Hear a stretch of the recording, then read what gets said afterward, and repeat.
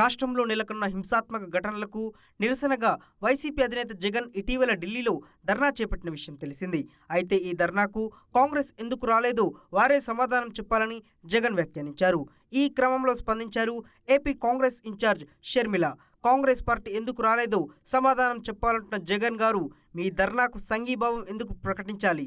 Party ఉనికి కోసం ఢిల్లీలో కపట నాటకం ఆడినందుక, వ్యక్తిగత హత్యకు రాజకీయ రంగు పులిమినందుక, 5 ఏళ్లు బీజేపీతో అక్రమ సంబంధం పెట్టుకుని విభజన హక్కులను, ప్రత్యేక హోదాను బీజేపీకి తాకట్టు పెట్టి ఆఖరికి మణిపూర్ ఘటనపై నోరెత్తిన మీరు ఉన్నట్లుండి అక్కడి పరిస్థితులు గుర్తుకు రావడం విడ్డూరం.